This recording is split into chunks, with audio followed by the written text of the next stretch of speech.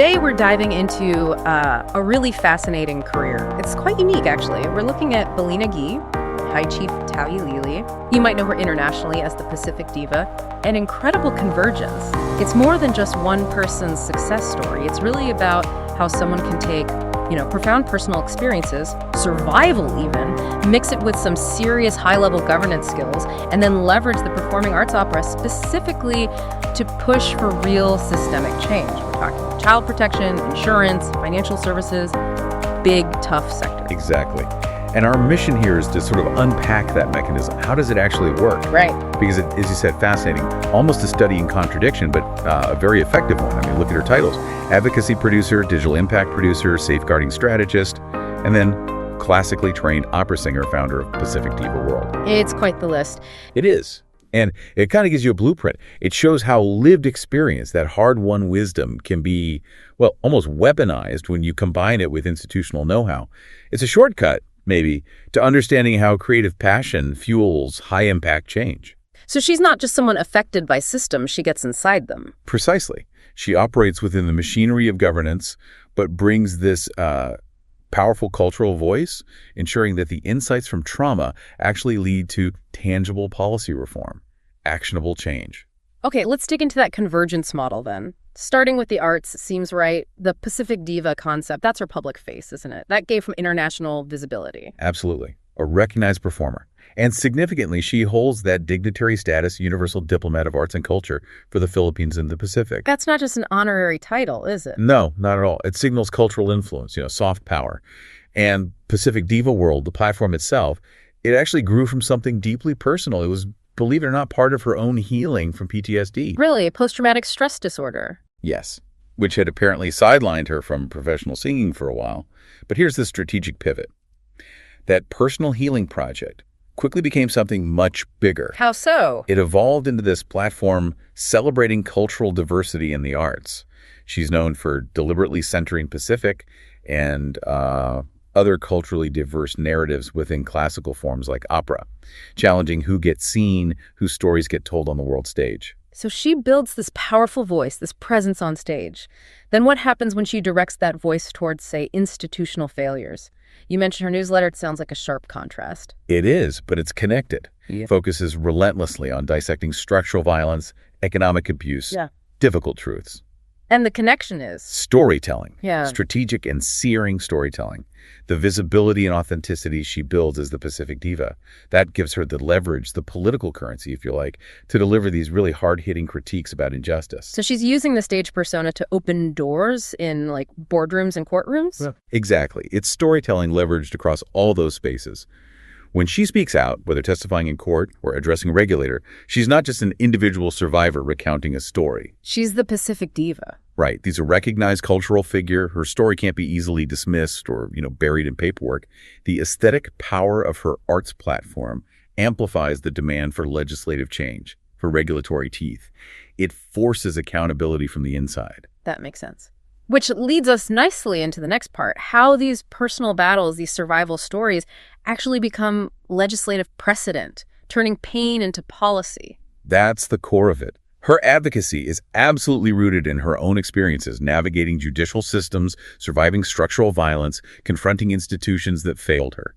But these experiences didn't just wound her, they gave her strategic insight. Okay, let's look at the first big one, child protection reform. You mentioned her first court case was pivotal in changing Australia's working with children checks. Huge. Yes. That first case took 7 years. 7.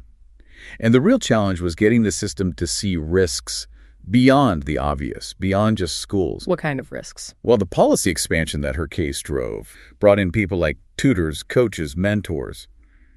Anyone in a position of trust with children, really, outside traditional settings.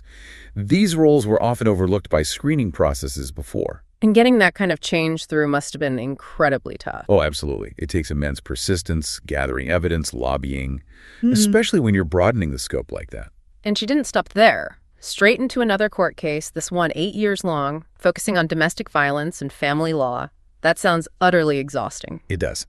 But that experience, that 8-year struggle, it highlighted the limits of the system's usual approach, just relying on punishment. Meaning? Meaning it became clear that just punitive measures weren't enough. They didn't necessarily lead to long-term recovery for victims or genuine accountability for perpetrators. So what was the alternative she pushed for? She started advocating for health-led restorative justice strategies. This was quite innovative. She looked at models from Nordic countries, approaches that really focus on comprehensive harm disclosure, making sure victims get the health support they need, long-term recovery tools. Which challenges the status quo, right? The system probably prefers the simpler punitive route. Absolutely. Restorative justice, especially health-led, is more complex, takes more resources up front. So there was resistance. But she kept pushing, arguing that the system needed to prioritize healing and true accountability. And she connects this directly to the professional world, too. She's saying businesses need to recognize this. Yes, explicitly. She argues that professional systems, workplaces, need to understand and address the abuses professional women face, including things like economic control, which links directly to our next big fight. The fight against economic abuse in financial systems. Exactly. If you're tackling structural violence, you have to look at the systems that enable economic harm and control. Right. And this brings us to what sounds like her longest, maybe most challenging battle. It started with a car accident. Yes, a motor vehicle accident that had devastating financial consequences for her. Her annual earnings dropped by something like 81%. 81%. Wow. And that forced her into this protracted fight with insurance companies, with the legal system, a fight that's apparently still ongoing. And how does she frame that experience? It's not just a difficult insurance claim for her, is it? No, far from it. Her analysis is crucial here. She defines what she went through as systemic economic abuse and structural violence that's baked into the system itself. Structural violence within insurance. Yes. Listen to her own words. Financial services and insurance behaviors morally injure people through structural violence, and it doesn't need to be this way.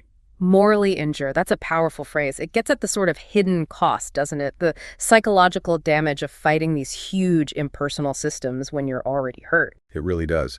She's highlighting how the very processes meant to help or compensate people can actually inflict this secondary harm through delays, disbelief, endless procedural hoops.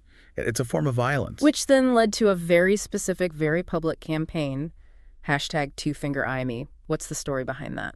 Well, that campaign came out of a particularly distressing experience. She describes being subjected to what she called an unorthodox gynecological medico-legal assessment. This was arranged by the Personal Injury Commission, the PIC. An assessment required by the system. Yes, supposedly independent. But she described it as feeling invasive, lacking proper medical process, basically violating her dignity when she was already vulnerable. That's appalling. It is. And the #2FingerEyeMe campaign is her direct response. It's a demand, really, for basic dignity and respect in these medical legal situations. So the goal is systemic change within those assessments. Precisely. Her point is clear. The system has to become genuinely patient-centered. These independent medical examiners, the IMEs, they need to follow strict medical ethics, prioritize the patient's health and recovery, not just serve the insurer's financial interests. Okay, so we've seen the performer, the survivor activist, the legislative reformer. Let's shift gears slightly to the how. Her background as a system specialist, over 20 years in governance, that's where she gets the tools, right? Absolutely. Yeah. You don't just walk in and change national laws without understanding how institutions actually work. Risk, governance, implementation. That's the playbook. Her professional background means she can talk the talk in the boardroom just as effectively as she commands the stage. Can you give an example of that in action? A key one is her role on the Safeguarding Council for the Diocese of Parramatta. She was an inaugural non-executive board member, brought in specifically to implement the recommendations from the Royal Commission into institutional child abuse. That's a massive undertaking. Huge and incredibly sensitive. It meant embedding trauma-informed, survivor-centered approaches deep into the governance structure of a major religious institution. That's translating high-level advocacy into practical systemic change. It really bridges that gap between, say, a moral stance and actual operational procedure, translating values into compliance. That sounds incredibly difficult. It is, but she treats that ethical commitment as the operational mandate. Look at her other work, too, like leading innovation for the Child Abuse Prevention Service.